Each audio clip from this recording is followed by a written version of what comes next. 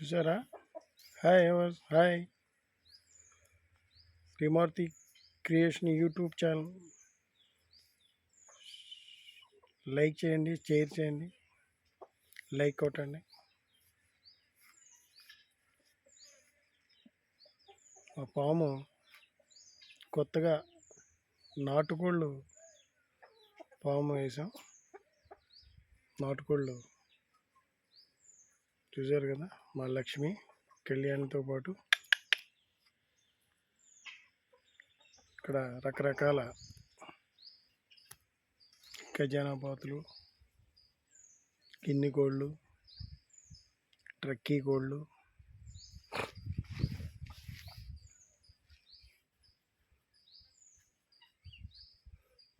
కొత్తగా ఫామ్ చేస్తున్నాం. మళ్ళీ చూడండి, మొత్తం ఫామ్ హౌస్ అంతా క్లీన్గా.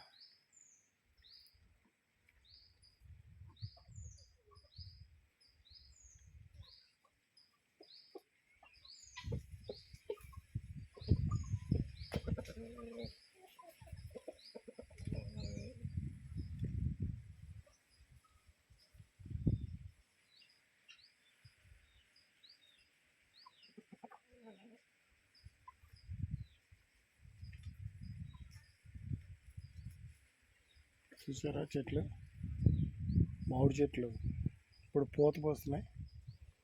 మీరు చూసే చెట్టు కొత్తపల్లి కొబ్బరి, అటువైపు ఇది బంగిరిపిల్లి,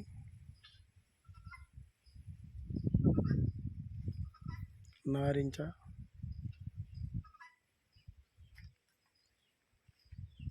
పప్పర్ పనస, వాటర్ ప్రూఫ్, రకరకాల చెట్లు. ఈ చెట్ల మధ్యలో వేసవకాలం చల్ల గాలి, ఏసీలు, ఫ్యాన్లు అన్నిటికంటే ప్రశాంతమైన గాలి,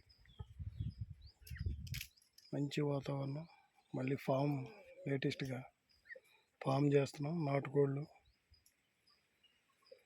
ఇదంతా కూడా ప్రిపేర్ చేస్తున్నాం. ప్రస్తుతానికి ఇక్కడ నాటుకోళ్ళు, గిన్నె కోళ్ళు, ఖజానా బాతులు,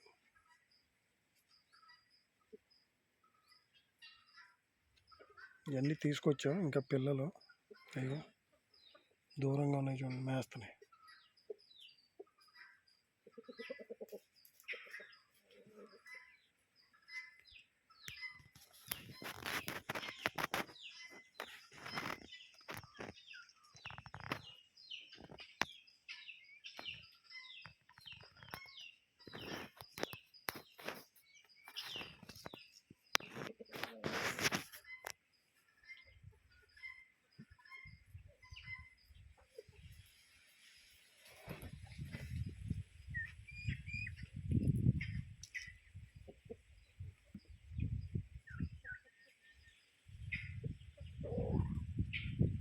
ఎలక్షన్లు వస్తున్నాయి కదా, ప్రతి ఒక్కడు నేను అవి ఇస్తాను, అవి ఫ్రీ ఇస్తాను, ఈ ఫ్రీ ఇస్తాను. మాకు కావాల్సింది మా పదవులే. మీ ఇంటికి పన్ను ఎంత పెరిగినా, కరెంటు బిల్లు ఎంత పెరిగినా మీ సాగు మీరు చదవండి. మాకు కావాల్సింది మాత్రం పదవులే. అందుకనే ఎన్ని హామీలైనా ఇస్తాం మేము, ఎన్ని అప్పులైనా చేస్తాం మేము. మాకు కావాల్సింది మా రాజకీయ భవిష్యత్తు, మీ పిల్లలు, ఈ రాష్ట్రం, ఈ దేశం, ఇవన్నీ మాకు అక్కర్లేదు. మాకు కావాల్సిందల్లా పదవులు. మీరు కట్టి పన్నుల మీద మేము, మా పిల్లలు, మా పార్టీ వాళ్ళు శుభ్రంగా ఎంజాయ్ చేయటం. దేనికి ఫ్రీ చేస్తారు మీరు? ఎక్కడి నుంచి తీసుకొచ్చేస్తున్నారు? మీ ఎమ్మెల్యేల ఆస్తులా, లేదు మీ ఆస్తులా? నిజమైన పరిపాలన, నిజమైన నాయకులు, నిజమైన పార్టీ అంటే కరెంటు బిల్లులు తగ్గాలి, ఇంటి పన్ను తగ్గాలి. అప్పుడు నిజమైన పాలన అందించినట్టు. అంతేగాని క్వార్టర్ బాటిల్ ఒకప్పుడు 60 రూపాయలు ఉన్న బాటిల్ 200, 60 రూపాయలు ఉన్న ఆయిల్ ప్యాకెట్ 200, నిత్యావసర వస్తువులు ఇంకా సామాన్య మానవుడు ఒక నెలకి 20,000 సంపాదించే వ్యక్తి అసలు ఒక ఇద్దరు పిల్లలు ఫ్యామిలీ బతకలేని పరిస్థితి.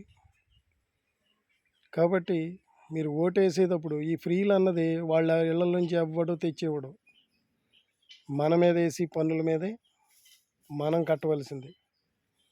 కాబట్టి ఓటు వేసే ముందు ఒకసారి ఆలోచించి ఈ ఫ్రీలు మేము అన్ని ఫ్రీలు ఇస్తాం అన్నవాడిని దూరం పెట్టి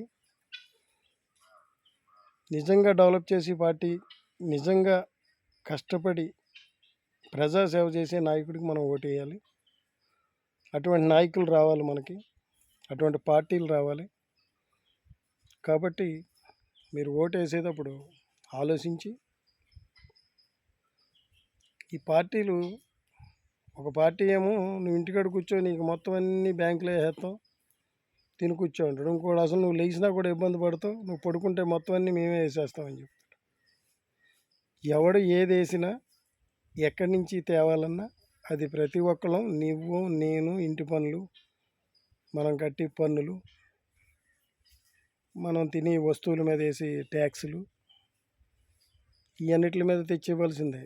కాబట్టి వీళ్ళు ఈ ఫ్రీలు ఇవ్వటం వల్ల ప్రతి కుటుంబానికి కూడా ఇది చాలా పెద్ద భారం అయిపోతుంది. కాబట్టి ఈ ఫ్రీ ఇస్తాం మాకు ఓటేయండి అన్నవాళ్ళు మీరు నమ్మి ఓటేస్తారా? ఏమి ఇవ్వం, ఫ్రీ ఎడ్యుకేషన్ చెప్పిస్తాం, తప్పులేదు, కుల మతాలకి అతీతంగా ఫ్రీగా వైద్యం చేయిస్తాం, తప్పులేదు, లేనివాడు అది ఏ కులం వాడైనా వైద్యం చేయించవచ్చు. లేదు తిండి లేని వ్యక్తి ఉన్నాడు, వాడికి తిండి పెడదాం, తప్పులేదు, లేనివాడికి ఏ కులమైనా పెట్టవచ్చు. అలాంటి హామీలు ఇస్తే మనం ఓటేయాలి. కానీ నువ్వు ఇంటికాడ కూర్చో, నీ ఇంటికి మేము సరుకులు పంపిస్తాం, పొద్దున్నేనేమో పెన్షన్ పంపిస్తారు. ఎవరి డబ్బులు ఇవన్నీ ఎక్కడి నుంచి తెచ్చి పంపిస్తారు? మీరు ఎవరికో కొంతమందికి ఇచ్చి 100లో 30 మందికి ఇస్తే 100 మందికి బడ్డెను, తప్పులేదు, ఇవ్వచ్చు, లేనివాళ్ళకి ఇవ్వచ్చు, కాదని ఎవరు అనరు. లేనివాళ్ళకి సేవ చేయాలి.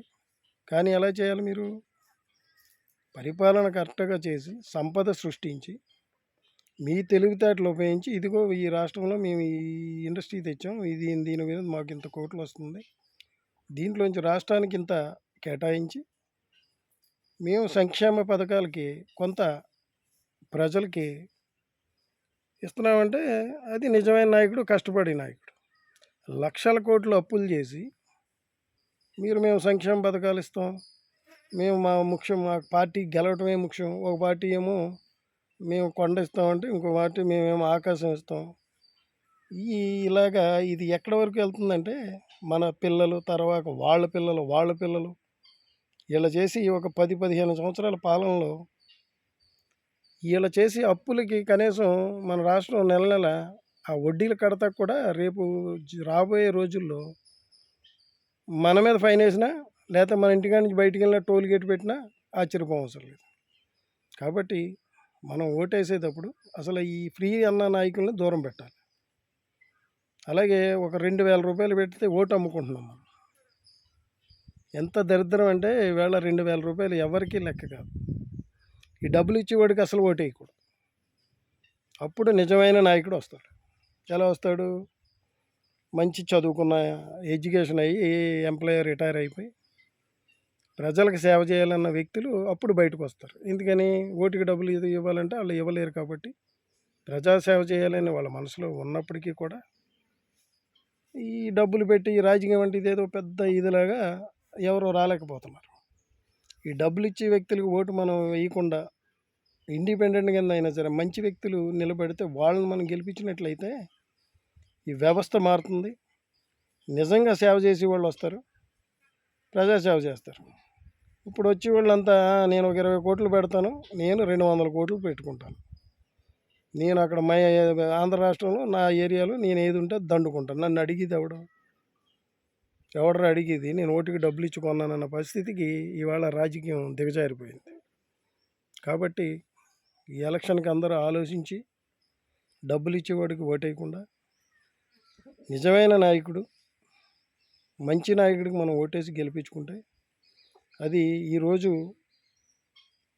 కాకపోయినా ముందు మన తర్వాత పిల్లలకి, వాళ్ళ పిల్లలకి ఒక మంచి నాయకులు వాళ్ళని చూసి వస్తారు. ఇవాళ ఒక మంచి నాయకుడు మాట్లాడితే ఆ మాటలు ఎవరు వింటలేదు. అదే ఆడెవడో ఈడెవడో ఆడమ్మ ఆడాలి ఈడి ఎక్క ఈడి పెళ్ళం అంటే కనుక ఆడు పెద్ద ఫేమస్, ఆడికి పెద్ద లైక్స్, పెద్ద షేర్స్, ఆడు పెద్ద మాసు లీడరు. ఒక రాజకీయ నాయకుడు ఒక ఎమ్మెల్యే ఆ ఏరియాకి ప్రథమ పౌరుడు అయి ఉండి అతను చూసి మన పిల్లలు ఏం నేర్చుకోవాలి, అతను మాట్లాడి భాష ఎలా ఉండాలి, అది ఇది లంజా కొడుకు అలాగా ఇలాగా ఆడి అమ్మ ఈడి అమ్మ ఏంటి ఆ మాటలు ఏంటి, అసలు మనం ఎటు వెళ్తున్నాం, అసలు ఎటువంటి నాయకులను ఎన్నుకుంటున్నాం? అటువంటి నాయకులు మాట్లాడినప్పుడు మనం వాళ్ళని దూరం పెట్టాలి. అలాగే వాళ్ళు ఓటుకు వచ్చినప్పుడు వాళ్ళు మనం ఏం చేయక్కర్లా, వాళ్ళకి దూరంగా ఉండి మనం తలుపులు వేసుకుంటే అయిపోయాయి. అరే ఏంట్రా నన్ను చూసి ఇలాగా వీళ్ళు ఇంత ఇది అంటున్నారంటే నేను మాట్లాడిన మాటలు సరిగ్గా లేదు కాబట్టి నన్ను చూసి సిగ్గుపడుతున్నారు, నేను వీళ్ళని చూసి సిగ్గుపడాలి కాబట్టి నేను నా పద్ధతి మార్చుకోవాలని అతనికి మనం గుర్తు చేయాలి. అలా కాకుండా ఎంత బూతులు తిడితే అంత పెద్ద లీడరు, ఎన్ని సెటిల్మెంట్లు చేస్తే అంత పెద్ద లీడరు, ఎంతమందిని కొడితే అంత పెద్ద లీడరు, అబ్బో అతను పెద్ద ఇది మా నాయకుడని గుడ్డలు చింపుకుంటే ఆడిపోయాక ఆడి తర్వాత ఆడి అనుమాలు తిరిగి వాళ్ళు ఇబ్బంది పడతారు. ఉన్నంచేపు మనల్ని మన పిల్లల్ని ఇబ్బంది పెడతారు, తర్వాత వాళ్ళు ఇబ్బంది పడతారు. అప్పుడు తెలుస్తుంది వాళ్ళకి ఆ బాధ, మనం ఈ తప్పు చేయాలి, కానీ అప్పటికి చేయి జారిపోద్ది. కాబట్టి మనందరం కూడా ఆలోచించి మంచి నాయకులకి రావాలంటే అది ఎవరో మార్పు ఎలా వస్తుంది, మన నుంచే రావాలి. చెడ్డవాడికి ఓటేయకూడదు, డబ్బులు ఇచ్చి ఓడికి వేయకూడదు, అన్నీ ఫ్రీలు అన్నవాడికి అసలు ఓటేయకూడదు. నిజమైన నాయకుడు ఏం చేయాలి? ఒక ఎమ్మెల్యే అయితే గన్మెన్స్, పెద్ద సెక్యూరిటీ, పెద్ద బిల్డప్, అప్పుడు దాకా ఏం ఉండదు. కానీ ప్రజాధనంతో అన్నీ ఎంజాయ్ చేయాలి. అంటే 2000 ఎట్టు ఓటు కొనుక్కున్నాడు. కాబట్టి అందరూ ఆలోచించి మంచి నాయకులను ఎన్నుకుంటే మనం కాకపోయినా మన పిల్లలు, తర్వాత వాళ్ళ పిల్లలు మంచి రోజులు వస్తాయి. కాబట్టి మనందరం ఆలోచించాలి. జై భారతదేశం, జై భారతీయులు, మనందరం ఒకటే.